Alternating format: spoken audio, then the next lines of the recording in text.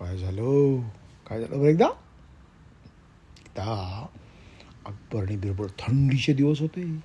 दिल्लीला यमुना नदीच्या काठावर रात्रीच्या वेळेला अकबर आणि बिरबल फिरायला गेले होते. फिरताना अकबरच्या डोक्यात आलं की इतकी थंडी आहे, नदीचं पाणी किती गार असेल.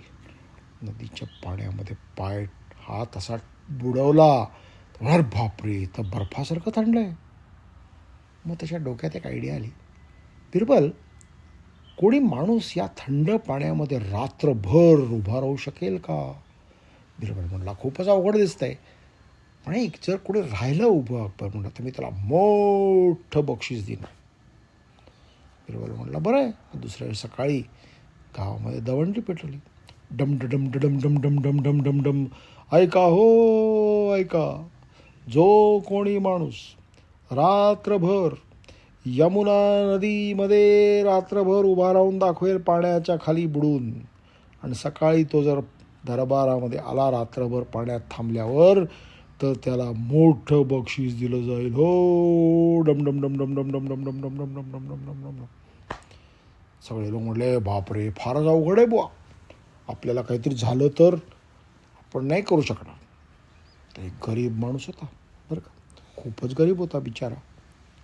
ते घर सगळं गळायचं, बायकोचे कपडे नीट तिला ठिगडं लावायला लागायची साडीला, त्याचा शर्टच नव्हता, उघडा असायचा वरती.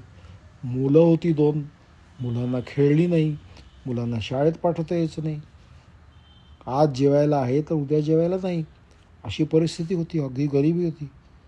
तर बायकोला म्हटला अशी आज अकबरनी दवंडी पिटवली आहे की जो कोणी रात्रभर ते यमुना नदीत उभा राहील त्याला मोठं बक्षीस मिळेल, मी जाऊ का.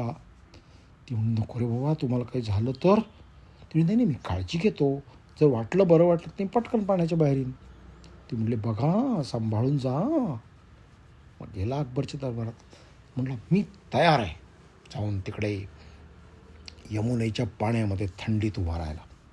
अकबर म्हणला अरे वा, चला 2 शिपायांना पाठवलं त्याच्याबरोबर. संध्याकाळ झाली की त्याला पाण्यामध्येच ठेवायचं सूर्य बुडला की, आणि सूर्य उगवेपर्यंत पाण्यातच थांबायचं. 2 शिपाई घेऊन गेले. यमुनेच्या काठात तो गेला, पाण्याच्या खाली मानेपर्यंत पाणी, इथपर्यंत हनवटीपर्यंत पाणी. पाण्यात उभा राहिला. कुडकुड कुडकुड कुडकुड कुडकुड कुडकुड कुडकुड कुडकुड कुडकुड कुडकुड कुडकुड कुडकुड रात्रभर कुडकुड होता. आणि 2 सैनिक लक्ष ठेवून होते की या पाण्याच्या बाहेर तर येत नाही ना. सकाळ व्हायला लागली हळूहळू, रात्र संपायला लागली हळूहळू. सूर्याचा पहिला किरण आल्यावर तो म्हणला सुटलो बुवा. बाहेर आला. सैनिक म्हणले व्हेरी गुड, चल तुला अकबरकडे घेऊन जातो. घेऊन गेले दरबारामध्ये. अकबरला म्हणले रात्रभर तो पाण्यात उभा होता माणूस, एकदा पण बाहेर झाला नाही. अकबर म्हणला शाबास, तुला आता गिफ्ट देतो. दरबारामध्ये एक दुष्ट माणूस होता. हां, तो म्हणला अरे च्या, मी जन्मभर काम करतोय आणि मला एवढे पैसे मिळाले नाहीत, आणि हा एक रात्र पाण्यामध्ये उभा राहिला आणि ह्याला एवढं मोठं बक्षीस. तो अकबरकडे गेला आणि म्हणला हो खरं सांगू का तुम्हाला, आपल्या घरामध्ये आपल्या महालामध्ये एवढे लाईट लागलेले असतात, आणि त्यावेळी लाईट असे आपले इलेक्ट्रिकच्या लाईट नव्हते, मशाली असायच्या पेटलेल्या, आणि त्याच्यामुळे केवढी गरम होतं सगळीकडे. आणि त्या गरम झाल्यामुळे ते नदीचं पाणीसुद्धा गरम झालं होतं. थंड पाण्यात कुठे उभा राहिला तो, ते पाणी सगळं आपल्या महालाच्या लाईटमुळे तापलं होतं. अकबर म्हणला खरंच की, हे माझ्या लक्षातच नाही आलं, उगीच आपण त्याला बक्षीस देतोय. म्हणलं नाही नाही तुला बक्षीस नाही, तू गरम पाण्यात उभा राहिला, कशाला बक्षीस द्यायचं तुला. तो माणूस आश्चर्यचकित झाला की इतकं थंड बर्फासारख्या पाण्यात उभा राहून अकबर असं म्हणतो. तो घरी जायला लागला रडत रडत. तेवढ्यात त्याला बिरबल येत होता दरबाराकडे. बिरबल म्हणला काय झालं रडायला तुला. तो म्हणला असंच मी रात्रभर उभा राहिलो, आणि सकाळी दरबारातल्या त्या माणसाने अकबरला सांगितलं की महालातले लाईट चालू असतात, त्यांनी नदीचं पाणी गरम झालं. तो म्हणला असं, थांब 2 दिवस थांब, तुला बक्षीस कसं मिळत नाही तर बघतोच मी. दुसऱ्या दिवशी बिरबल कामालाच नाही आला. 9 वाजले, 9:30 वाजले, 10 वाजले, 10:25 झाले, पण बिरबल काही आला नाही. अकबर म्हटला, काय चाललंय काय, आज बिरबल का नाही आला? 2 शिपायानं म्हटला, जा भाऊ बिरबलच्या घरी, बघा काय करतोय ते. गेले दोघं, दारावर टकटक केलं. तर ती 4 वर्षाची मुलगी बिरबलची, तिने दार उघडलं. काय पाहिजे तुम्हाला? तुझे बाबा कुठे आहेत, तुझे पप्पा कुठे आहेत? खिचडी शिजवत आहेत. खिचडी शिजवत आहेत? हां, बरं. ते परत आले. अकबरला म्हटले, बिरबल महाराज खिचडी शिजवतात. खिचडी शिजवतात? अकबरला काही कळेल, बिरबल कशाला खिचडी शिजवायला लागला. परत 10:25चे 11:25 झाले, 12 झाले, 12 वाजले दुपारचे, तरी बिरबल आला नाही. अकबर म्हटलं, आता मला जाऊन बघितलंच पाहिजे, काय चाललंय तरी काय सकाळपासून बिरबलच्या घरी. 2-4 शिपाई बरोबर घेऊन अकबर स्वतः गेला. बिरबलच्या दारावर ठोठो केलं. परत जुजू बाहेर आली. काय पाहिजे अकबर महाराज? कुठे आहेत तुझे पप्पा? खिचडी बनवत आहेत. इतका वेळ लागतो का खिचडी शिजायला?